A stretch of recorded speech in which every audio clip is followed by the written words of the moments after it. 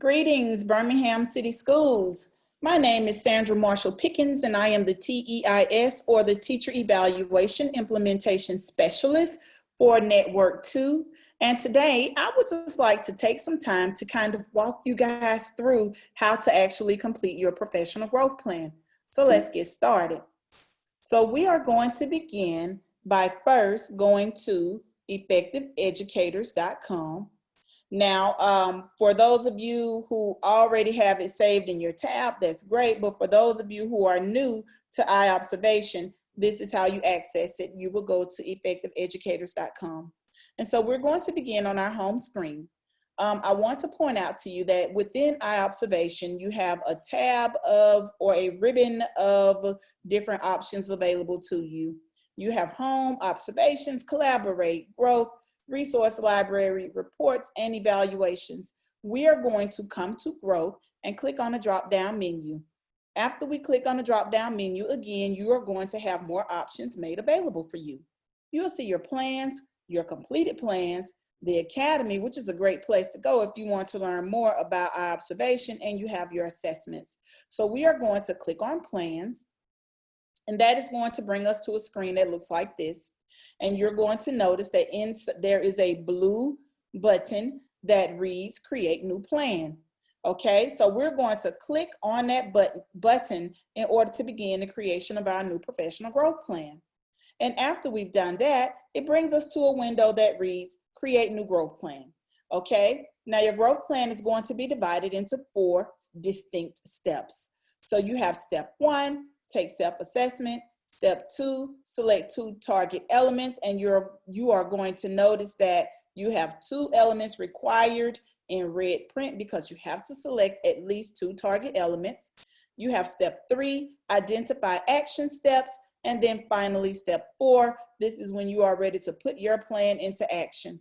Okay, so we're going to begin by coming up to step 1, take your self-assessment, and we're going to click on the underlined writing that reads Focus Teacher Evaluation Model. Now, if you are a librarian or a counselor, yours will read Marzano Focus Non-Classroom Evaluation Model. So we're going to click here, and that brings us to our self-assessment. Some things that I do want to point out to you.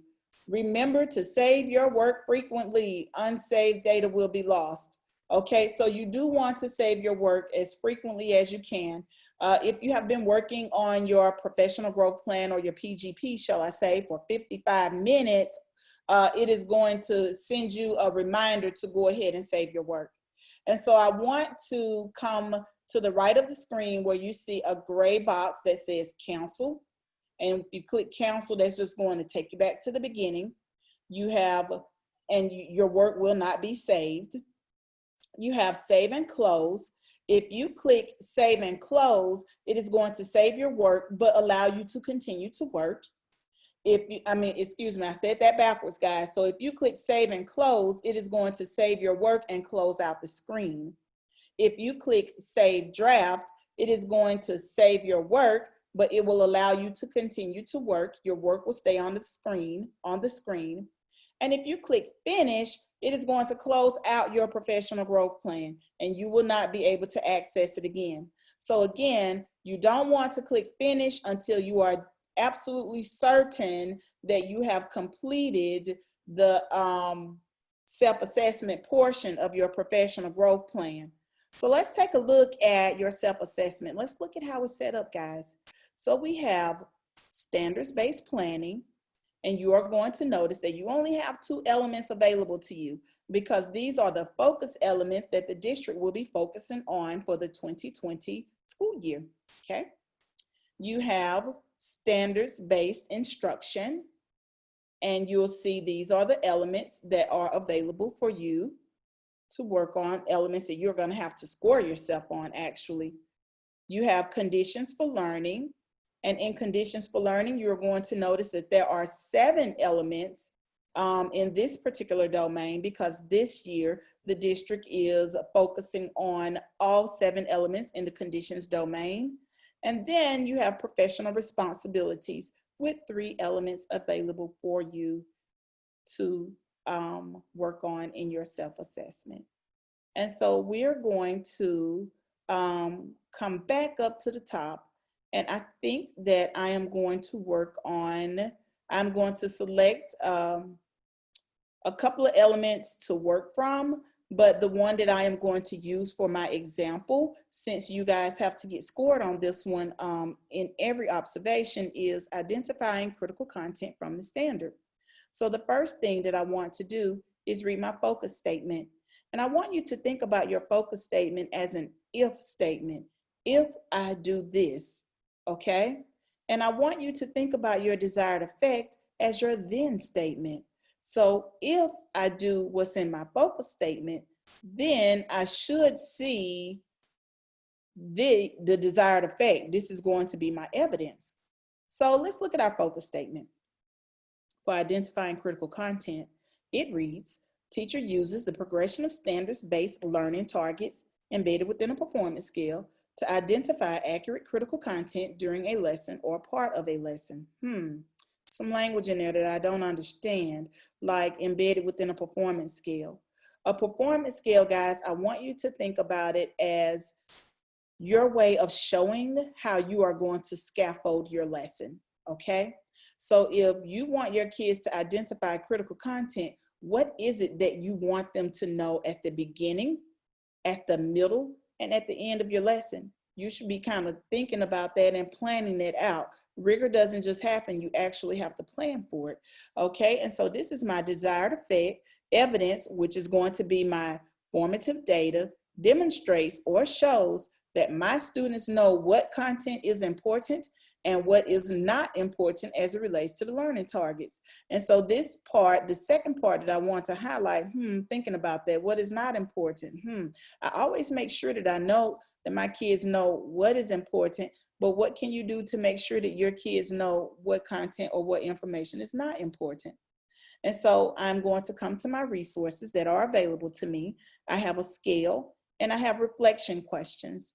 Now, my reflection questions, I'm going to click and this is going to open in a new window. My reflection questions, if I am uncertain about where I fall on my scale or my rating, I can always come here and read my reflection questions and ask myself these questions, and that will help me determine if I am actually at any of these different parts of my rating. So I'm going to come here and close out, and I'm going to come back to my scale because my scale is what I like to use to determine where I'm at. Okay, so when I am trying to determine where I fall, I always begin at the bottom with not using, and I am going to progressively work my way toward innovating to see where it is that I fall as I rate myself. Okay, so I have not using.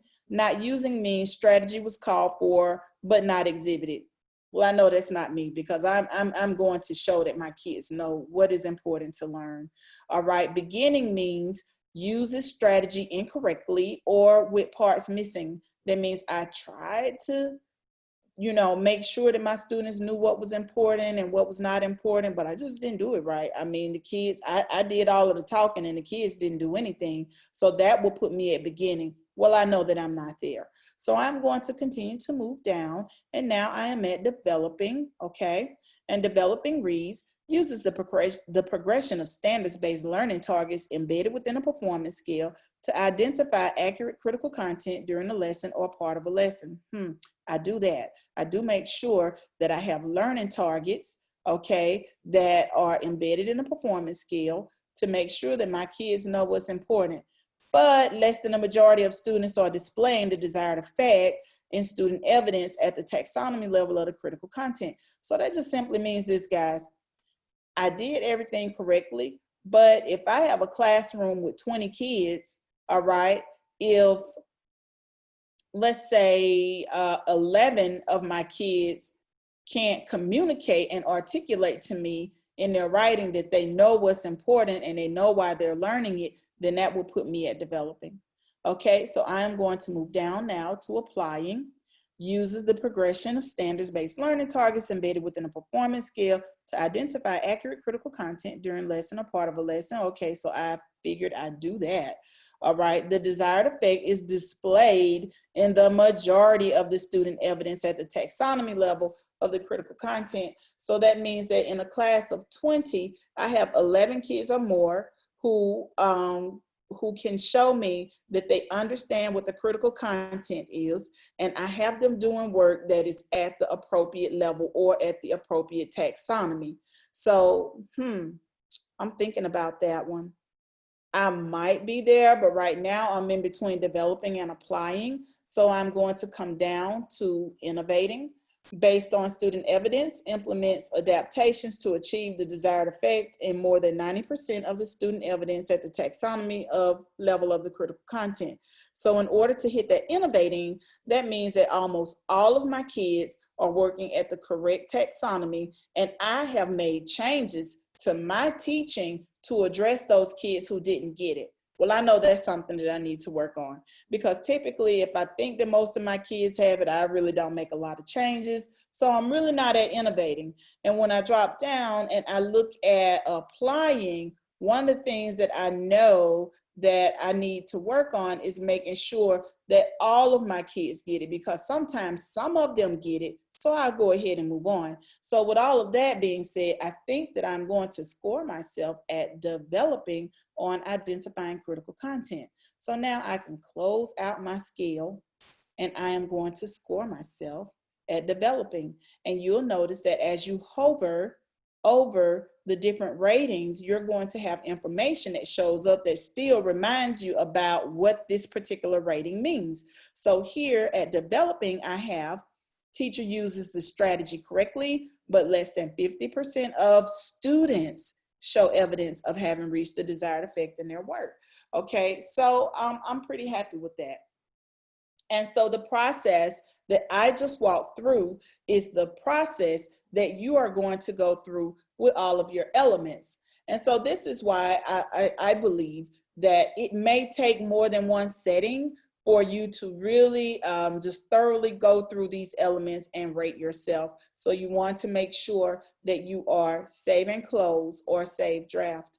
And so for demonstration purposes, I am just going to go through all of these, and I am going to just click on something just to rate myself so that you can see what everything looks like.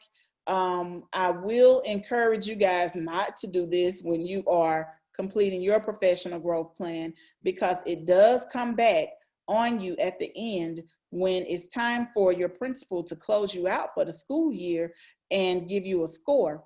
Okay, now here's the thing. If you score yourself, say you score yourself on an element at applying, which is pretty good, that means that 50 to 90% of your students should show evidence of having reached the desired effect. So applying is good. Applying is where you want to be. Now, say your administrator comes into your classroom and conducts an observation on you, and he scores you on this element because he sees that you are communicating high expectations for each student to close the achievement gap, and he scores you at applying. Well, that's not bad. But what it shows on your professional growth plan, you're not going to get a good score because this is a growth plan. You have to show growth. So if you score yourself at applying, in order to get a good score, you have to score yourself at innovating. Pardon me, I said that backwards. Your administrator has to score you at innovating. All right, and so I do want you to think about that as you are scoring yourself. Please be honest and take all of the time that you need to really sit down and go through these. Now, the last thing that I want to point out to you, and I'm going to use professional responsibilities domain as an example. The last thing that I want to point out to you guys is this. If you score yourself at innovating on any of these elements, then what it is going to do, you will not be able to use these elements when it is time to work on your professional growth plan. You will not be able to use any of the elements where you scored yourself at innovating on your professional growth plan. And so some of you guys are thinking, oh, well, that's good. I just scored myself at innovating on all of them. Well, here's the catch to that. If you score yourself at innovating, then it should show up on your work. It should show up with the way that your students are performing in the classroom. So please be wary of that and make sure that if you score yourself at innovating, that you are truly at innovating. Okay, and so now we have completed our professional growth plan, and now it is time for us to save or finish. And so I want to show you what each window looks like.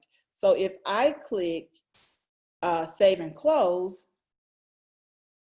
it is going to close me out of my work, but I could still come back right here and my work has been saved for me. It's still all right there. If I click save draft, you'll notice that I'm still on the screen, but my work has been saved for me. Okay, so if anything happens, I'll still be able to access my work like a power outage. Now, when I click finish, I am going to receive a confirmation window, and it is going to ask me, are you sure you want to finish this observation? It is asking you, are you sure that you want to finish your self-assessment? So I'm going to click OK because I'm okay. Now, here's the thing. Because I click finish, I can't go in and make any more changes. My work has been locked in. It has been sealed. So only click finish when you are certain that you want to finish up your self-assessment. And so now I am completed with step 1, take self-assessment. Now I am ready to come down to step 2, which is select target elements. And again, I want you to notice 2 elements required. You can select 2, or you can actually select more, but I will just tell you select 2. So that gives you something to focus on. And I do want you guys to notice here where it says recommended elements, the system has recommended elements to me. It recommended elements to me based on how I scored myself on the self-assessment. So the elements where I scored myself the lowest are the elements that have been recommended that I work on, because these are clearly places where I need to grow. But I still have my other elements where I scored myself a 3 available for me. I can work on them if I want to. It's just not recommended because these are areas where clearly I am strong. Okay, and so I am going to come back up to identifying critical content because this is the element that I've been working on, and I can click on preview, and preview is just going to show me the protocol for identifying critical content. And so I can read through that if I want to. All right, but I'm going to click close, and I'm going to go ahead and click on configure. So now that I've clicked configure, that means that this is an element that I am planning to use in my professional growth plan. And so I have developing, and as I hover, it tells me what developing is. I can either select applying or innovating. Anything underneath it, you'll notice those items are not even made available to me. And so because I am at developing, I think it's just realistic to move in increments of 1. So I am going to click applying, but I do want to show you that you can click on innovating. And if I click applying, now you'll notice the blue writing has come to at the bottom. It reads, if you achieve the goal of applying, your growth score for this element will be 3 effective. All right, but if I wanted to click on innovating, then I'm going to receive a score of highly effective. But I like to do things that are realistic and that are feasible, and I strongly recommend that you do the same. And so I'm going to click on applying. And so now I have to talk about the current student behavior and learning that I want to see improve as a result of focusing on this strategy. And I have to talk about the changes in the student behavior and learning that I expect to see as focusing on this strategy. Now, I have already prepared for this for you guys. So I'm just going to copy what I have here so you guys can see an example of how I would write this. And so I wrote the current student behavior and learning that I want to see improve as a result of focusing on identifying critical content is students being aware and understanding the purpose of the learning targets as they relate to class content, okay? And my second example which is actually not my example. I want to give credit where credit is due. This is an example that was written by one of my colleagues, Dr. Elizabeth Childs, who is the TEIS for Network One. And she wrote, by the end of the year, I will move the score on identifying critical content from developing to applying. I expect to see that students know what content is important and what is not important as it relates to the learning targets. And so this is how I would write this particular part. And so now that I have that written, I'm going to click save. And I have my one ready for me, okay? But I know that I have to select at least two. So I'm going to click on configure. I'm going to move from beginning to developing. And right here, I'm just going to just put something here. And I'm going to click save. And so now I have my two examples. And I do want you guys to know that for previewing new content, I just put anything in the box just for example purposes so that we can go ahead and move on. All right. And so now I've selected my two. I'm going to click back to plan. And you'll notice that, yay, I have a green check mark that says done. So I'm finished with that part. And so now it's time for me to identify my action steps. So I'm going to click develop a plan for growth, and you'll see my two recommended dates, but I can select my own dates. So I'm going to click right here next to the blue cross, add a step, okay? Now, here's the thing. You can come up with your own action steps, but the system has steps in place for you that they recommend you use. So I am going to use select an action step idea because I think that their steps are really good. Record yourself teaching. So I have under describe the action step, I'm going to record myself teaching on video and do a self-observation. I recommend you do those several times. You're teaching in Zoom right now, so this is actually the optimal time to do something like that. And so for my date, I'm going to put April 1st, 2020, because I plan to have recorded myself several times. You don't have to do it just the one time and be done with it. Good teachers improve and get better. And I learned this from the work that I did with National Board. You get better the more you record yourself. You see things that others can't see. All right. And so I have April 1st, 2020. What element am I going to do this on? I think I'm going to select identifying critical content. Now, remember I said that I am going to record myself on video and do a self-observation. And so guess what? They've given me tools to help me actually get this action step completed. All right, so I am going to do, I can either select all,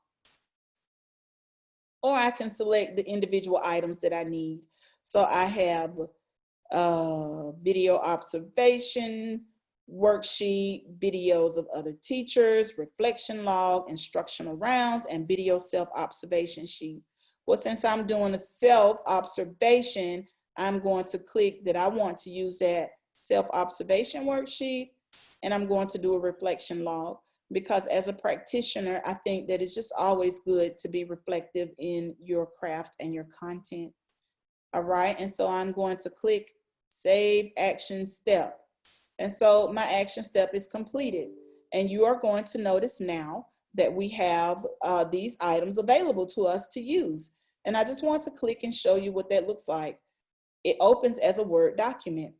And so this is my Word document of my video self-observation. And so I'm going to go in and type in some items and actually score and rate myself. And so that's just really good. I really like that they do this for us. Okay. And so I'm not done because I still have to do another one.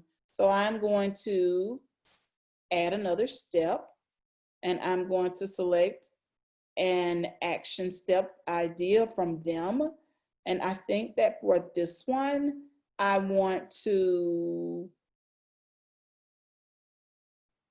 conduct the student survey. Conduct the student survey to gauge performance on the target element. because it's just always good. If you observe, if once you get into the habit of giving your students the opportunity to tell you about their learning, they'll be very honest with you. And so for this one, I'm going to change my date, and I'm going to have this one done by December the 1st, 2020. And I am going to do previewing new content because I've completed the other one. All right, and so for my student survey, I might do a reflection log.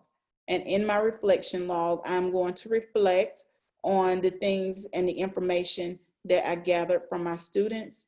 And so I'm going to save my action step. Simple. And now I click Save Action Step Order. And everything is right there for me. And I can always come back and kind of move things around. So like right here where I have April 1st, I'm going to move this. Yeah, let's drop December 1st. All right, so we have December 1st, and then we have April 1st. And I actually need to edit because that will not be April 2020. It is going to be April 2021. And I'm not the best with dates, so thank you guys. So we're going to save. And so now everything is ready for us. And so now we're here at our last step, which is submit for approval. And I want to just make sure that I've done everything that I need to do before I submit it for approval, but I feel pretty good about it. So I'm going to submit for approval, and now it is gone and I'm done. And so that's how you complete your professional growth plan. I hope that today's session was very beneficial for you, and I hope that it helped you understand how to actually complete your professional growth plan. So from the Department of Educator Effectiveness, thank you for sitting in on this PD, and have a great and safe day. Bye-bye.